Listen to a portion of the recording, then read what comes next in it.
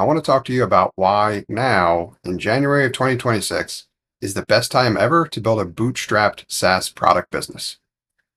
So, for background, my experience is such that I've been involved with everything as a founding member of a VC backed startup SaaS company that needed to raise money on a regular basis to kind of keep the doors open and the lights on, all the way to and through the vast majority of my SaaS product builds since then have been bootstrapped. So I can speak to you about the pros and cons to each approach. And spoiler alert, I've built the bootstrapped paradise.com online community. As such, I'm a huge advocate for people building SaaS products in a bootstrapped way, and I want to talk about why. The first is that the biggest reason why people weren't building SaaS products in a bootstrapped way previously, and I mean with the access to the previous generations of tools and strategies before AI, is because it was too time consuming, too expensive, or both.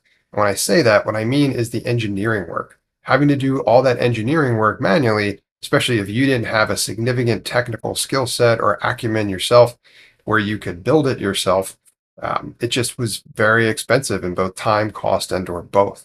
But that's all changed today with the world of AI and agentic coding or agentic development. I built the prototype or the version one for my current SaaS product that I'm focused on, which is in the financial services space. I added it up in aggregate. It was across about a week, but it took me about 9 hours, which is insane.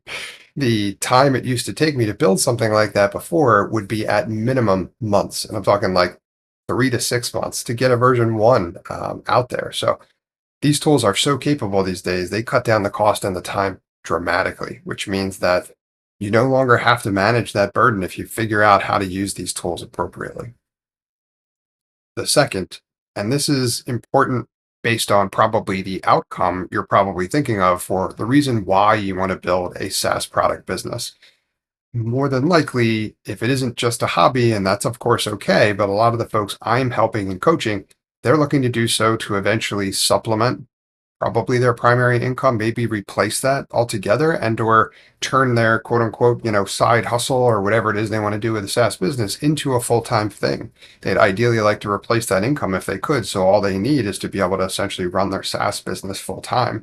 Um, that is something that when it came to the previous way for building SaaS businesses where funding was often required, where you'd have to go, pockets turned out and beg people for checks to invest in your company, there was so much extra nonsense involved in that.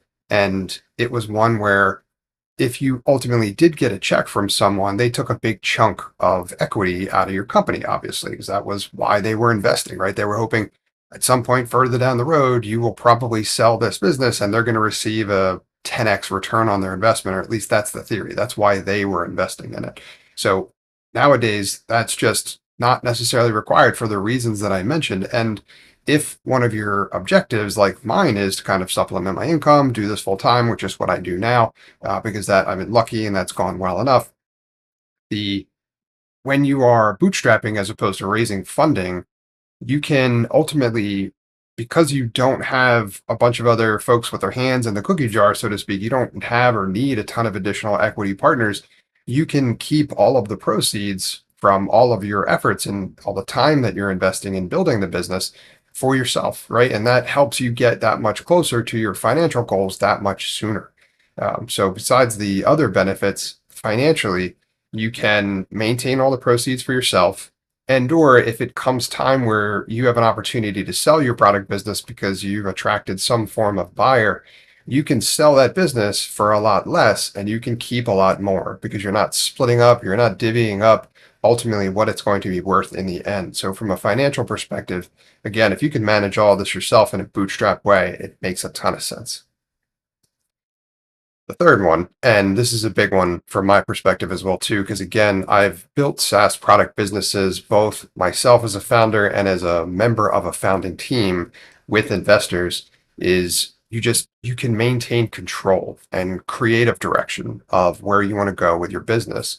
Now, these are probably later stage, but and also maybe more extreme examples, but I've seen everything from, folks who have had angel investors to early stage investors who are trying to wrestle for creative direction on the board of directors or based on however many seats they have or however they've structured their company, and kind of they jostle for the direction of where they want to take the business, which, in my opinion, nobody's going to know any better than that than ideally the founder yourself when you're getting started out. But then further down the road, those investors, as you need to raise subsequent rounds because you've started down this path and you need more capital to kind of get your business to a place of performance where it needs to be in order to be successful, that means that your share is getting smaller and smaller, and so do your voting rights. So that means that oftentimes those investors, they sometimes may be able to vote with each other and then make decisions that you totally disagree with, up to and including replacing you as leadership of the company, which, I've seen that happen multiple times, and that never goes well. As you can imagine, that leaves a lot of founders feeling pretty upset. So maintaining that creative direction, maintaining control, all of those things are just additional benefits for why you might want to consider bootstrapping, especially these days. So to recap, the reason why now I feel like is the perfect time to start bootstrapping your SaaS product business is because now more than ever, the expense and the cost of doing custom engineering work essentially is gone and been replaced by AI. So you could do that so much faster, so much more cost effectively, even if your technical acumen is not such that you could ever have built a SaaS product yourself before. You can learn this with the AI coding elements. Second is that you can sell for less and keep more. If you don't need investors, then you don't need to divide up your company and bring on those partners, which take a huge chunk of equity. So you can reach your financial goals sooner. The third is you maintain creative direction and, more importantly, control. You can maintain what you do or don't do with your company now and later, which is, in my opinion, what you should be able to do, right? Because it's your company. You're the one who built it, not them. Okay, how to apply some of this stuff? Well, if you're considering getting started, I would highly recommend you just consider figuring out how you can manage that in a bootstrapped way. Now, if you already are working somewhere, that's totally okay. Or you're in a position where you can kind of start this as a side hustle, so to speak, nights, weekends, or whatever, with whatever free time you have. Highly recommend you get started in a bootstrapped way and you try to take that product or business as far as you can by yourself before even needing to go down the investment route. Of course, if you have any questions about any of the stuff, please reach out to me. If you got value out of this content, please like, subscribe, or comment because that helps me make the content even better.